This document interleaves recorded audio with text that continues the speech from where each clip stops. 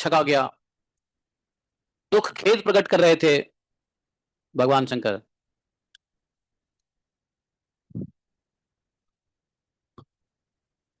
लेकिन बाद में उन्होंने समझा कि ये तो भगवान की ही महिमा है, तो भगवान की महिमा जानकर कोई आश्चर्य नहीं हुआ। वे जानते थे कि भला भगवान की शक्तियों को कौन पार पा सकता है। भगवान ने देखा कि इधर भगवान विष्णु ने देखा कि भगवान शंकर को इससे विषाद या लज्जा नहीं हुई।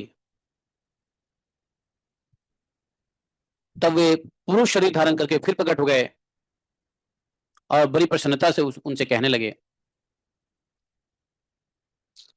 थोड़ा सा दुख हुआ, किंतु कोई विषाद नहीं, कोई अधिक लज्जा नहीं हुआ भगवान शंकर को।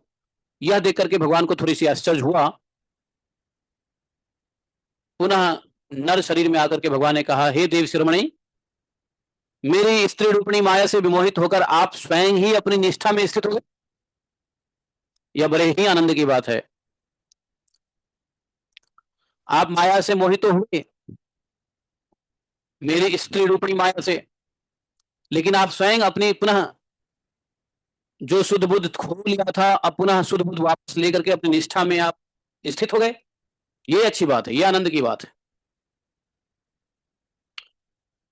देखो कभी कभी ज्ञानी पुरुष भगवान की इस बनाई हुई माया में फंस जाता है, लेकिन फंसने के बाद जब होश आए तो फिर अपनी निष्ठा में आ जानी चाहिए। भगवान की माया से कौन पार पाया है?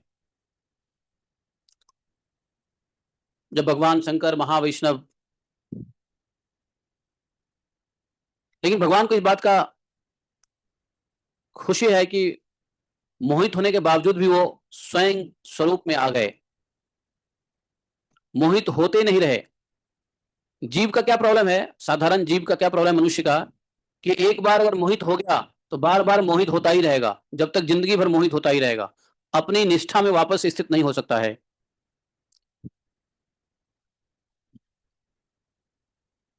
अगर माया में फंस गए, अपना पतन हो गया, तो पतन को सुधारना जरूरी है। पतन हो गया यह इंपॉर्टेंट नहीं है, इंपॉर्टेंट यह है कि पतन को सुधार लें। माया